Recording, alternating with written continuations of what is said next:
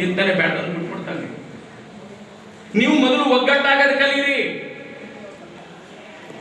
ಇವನಿಗಿಂತ ಅವನು, ಅವನಿಗಿಂತ ಅವನು, ಅವನಿಗಿಂತ ಅವನು ಅಂತ ನೀವು ಕಚ್ಚಾಡ್ತೀರಿ. ನೀವೆಲ್ಲರೂ ಶೂದ್ರರೇ, ಬನ್ರಿ ಒಟ್ಟಾಗಿರ್ರಿ ಅಂತ ಮಂಟೇಶ ಸ್ವಾಮಿ ಎಲ್ರಿಗೂ ನೀಲ್ಗಾರ ಪರಂಪರೆ ಮಾಡಿದ್ರು, ಮಡಿ ಕಟ್ಟಿದ್ರು. ಒಟ್ಟಿಗಿರಿ ಬನ್ನಿ ಅಂತ. ಯಾರ್ಯಾರಿಲ್ಲ ಅದ್ರಲ್ಲಿ ನೋಡಿ, ಬರೀ ವಲಯರೇ ಇದ್ದಾರೆ, ನಮ್ಮವರು ಮಾದಿಗರೇ ಇದ್ದಾರೆ. ಕುರುಬ, ಕುಂಬಾರ, ಒಕ್ಕಲಿಗ, ಶೆಟ್ಟಿ, ನಾಯಕ, ಗಾಣಕ ಎಲ್ಲ ಜಾತಿನೂ ಒಗ್ಗೂಡಿಸಿ ನೀಲ್ಗಾರ ಮಾಡಿ ಪಂಥಿ ಸೇವೆ ಅಂತ ಮಾಡಿದ್ರು. ನಿಮ್ಮಿಷ್ಟು ಬಂದದ್ದು ಊಟ ಮಾಡ್ಕೊಂಡು ನೀವು ಬನ್ನಿ ಅಂತ.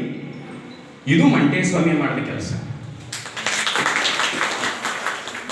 ಇಲ್ಲಿ ಯಾರಿಗೂ ರೂಮ್ಗಳಿಲ್ಲ, ಮನೆ ಕೆಳಗೆ ದುಡ್ಡಿರೋನು ಅಷ್ಟೇ, ಇಲ್ಲೇದಷ್ಟು ಮರದ ಕೆಳಗದ ಮನೆಗಿರಿ. ಸಮಾನತೆ ಇಲ್ಲಿ ಚಿಕ್ಕಲ್ಲೂರು, ಬೊಪ್ಪಳಪುರ, ಕಪ್ಪಡಿ, ಕುರುಬನಕಟ್ಟೆ ಇಲ್ಲ ಸಮಾನತೆ. ಎಲ್ಲರೂ ಬನ್ನಿ, ನಿಮ್ ದುಡ್ಡಿದ್ರೆ ನಿಮ್ಮ ಮನೆಯಲ್ಲಿ ಒಂದು ಮನೆಗೆ ಹಾಸ್ಕೊಂಡು ಮನೆಗಿರಿ. ಕುರಿ ಕೋಳಿ ಕುಯ್ಕಳಿ ಉಣ್ಕಳಿ ಸಂತೋಷ ಪಡಿ ಹೋಗಿ ಮನೆಗೆ. ಇದು ನೀಲ್ಗಾರರ ಪರಂಪರೆಯಲ್ಲಿ ಇರುವಂತ ಸತ್ಯ. ಮಂಟೇಶ ಸ್ವಾಮಿಗೆ ಕಥೆ ಕಟ್ಬಿಟ್ರಿ ಅವರು. ದರೆಗೆ ದೊಡ್ಡವರು, ದರೆಗಳ ದಿನಕ್ಕೆ ದೊಡ್ಡವರು, ಆದಿಶಕ್ತಿ ಪಡೆದ್ರು, ತ್ರಿಮೂರ್ತಿ ಪಡೆದ್ರು. ನೋಡಿ ನೀಲ್ಗಾರರ ಪವರ್ ಎಷ್ಟರ ಮಟ್ಟಿಗೆ ಅದೇ ಅಂತ. ಅದೇ ಒಂದು ಭಾಗ ಆಗೋಯ್ತು. ಕೇಳ್ತಾರೆ, ಸ್ವಾಮಿ ದರೆಗೆ ದೊಡ್ಡವರು ಭೂಮಿ ಪಡೆದ ಕಥೆ ಹೇಳಿ ಅಂತಾರೆ. ಎಷ್ಟು ಚೆನ್ನಾಗಿ ಹೇಳ್ತಾವ್ರೆ ನೋಡಿ ಕಥೆನ ಇವರು. ನೋಡಿರೋರಿಗಿಂತ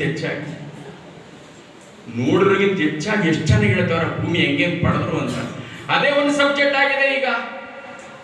ಯೂನಿವರ್ಸಿಟಿಲಿ ಕರೆಸಿ ನನ್ನ ಕಥೆ ಮಾಡಿದ್ರು. 21 ದಿನ ನಿಲ್ಲಿಸದೆ ಆಡಿದ್ದೀನಿ ಮಂಟೇಶ ಸ್ವಾಮಿ ಚರಿತ್ರೆ ಮೈಸೂರು ಯೂನಿವರ್ಸಿಟಿಲಿ. ಅದು ರೆಕಾರ್ಡ್ ಆಗಿದೆ.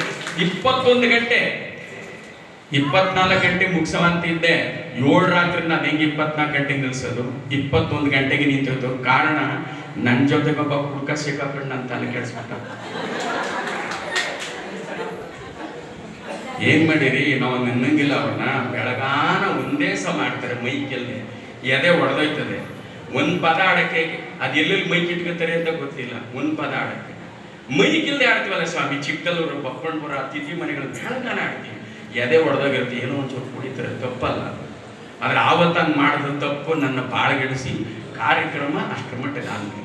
ನೀವಂತೀರಿ ಅಲ್ಲ ಸ್ವಾಮಿ, ಮಂಟೇಶ ಸ್ವಾಮಿ ಚರಿತ್ರೆ 7 ರಾತ್ರಿ ಆಡೋದನ್ನ ಅದು ಹೆಂಗೆ 21 ಗಂಟೆಲಿ ಮುಗಿಸಿದ್ರಿ ಅಂತ ಕೇಳಿದ್ರಿ. ಕೇಳಲಿಲ್ಲ ನೀವು.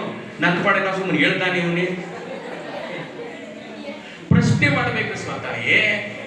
ನನ್ ಮೈ ಚಿಕ್ತು ಅಂತ ನನ್ನ ಫಸ್ಟ್ ನಾನು ಏನು ಹೇಳ್ಬಿಟ್ರೆ ಅದೇ ಕಲ್ತಿದ್ರೆ ನಾಡುಗುವೆ ಪ್ರಶ್ನೆ ಮಾಡಬೇಕು. ಅದೆಂಗ್ರಿ ಹೇಳಿದ್ರಿ ನೀವು ಅಂತ. ನಮ್ಮಲ್ಲಿ ಏನಿದೆ, ನಮ್ಮ ನೀಲ್ಗಾರರು ಕಂಸಾಳವ್ರ ಪದ ಕಟ್ಟಿರೋದು, ಮುಮ್ಮೇಳದವ್ನು ಇಷ್ಟು ಉದ್ದ ಆಡಿದ್ರೆ ಹಿಮ್ಮೇಳದವ್ನು ಅಷ್ಟೇ ಉದ್ದ ಆಡ್ತಾನೆ. ಯಾಕೆಂದ್ರೆ ಅವ್ನು ನೆನ್ಪು ಮಾಡ್ಕೋಬೇಕು. ಅವ್ನು ಪುಸ್ತಕ ನೋಡ್ಕೊಂಡು ಹೇಳಲ್ಲ. ನೀವು ಇಷ್ಟು ಉದ್ದ ಓದಬೇಕಾದ್ರೆ ಪುಸ್ತಕದಿಂದ ನೋಡಿ ಇದನ್ನ ಹೇಳ್ಬೇಕಾದ್ರೆ ನೋಡ್ಕೊಂಡೇ ಮಾತಾಡೋದು. ನೀಲ್ಗಾರ ಕೇಳಿ ಪುಸ್ತಕವೇ ಇಲ್ಲ, ಸುಮ್ಮನೆ ಆಡ್ತಾರೆ. ಅವ್ನು ಜ್ಞಾಪಕ ಮಾಡ್ಕೋಬೇಕಲ್ಲ, ಅವ್ನಿಗೆ ಸ್ವರಕ್ಕೆ ಸ್ವಲ್ಪ ಆರಾಮ್ ಬೇಕಲ್ಲ. ಅದಕ್ಕೆ ಹಿಮ್ಮೇಳದವ್ನು ಅಷ್ಟೇ ಬರ್ತಾನೆ. ಇವನೇನ್ ಮಾಡ್ತಾನೆ, ಕಥೆನೂ ಹೇಳ್ತಾನೆ, ಪದ್ಯನೂ ಹೇಳ್ತಾನೆ, ಗದ್ಯನೂ ಹೇಳ್ತಾನೆ, ಕಂದನೂ ಹೇಳ್ತಾನೆ. ಒಂದನ್ನೇ ಚೆನ್ನಾಗಿ ಅರ್ಥ ಮಾಡ್ಕೊಳ್ರಿ ಅಂತ ಒಂದಿನ 3 ಸಲ ಹೇಳ್ತಾನೆ. ಪದ್ಯದಲ್ಲಿ ಹೇಳ್ತಾನೆ, ಗದ್ಯದಲ್ಲಿ ಹೇಳ್ತಾನೆ, ಕಂದದಲ್ಲೂ ಹೇಳ್ತಾನೆ. ಹಿಂಗಾಗಿ ಹಾಗೆ ಅದು ಆಂಜನೇಯನ ಪಾಲದಂಗೆ ಬೆಳೆದೈತಿ. ಅದೆಲ್ಲವನ್ನೂ ಕಡಿಮೆ ಮಾಡಿ ಶುದ್ಧವಾಗಿ ಹೇಳ್ಕೊಂಡು ಹೋಯ್ತಿಂದ್ರೆ 1 ರಾತ್ರಿ ಮುಗಿಸ್ಕೊಡ್ಬೋದು.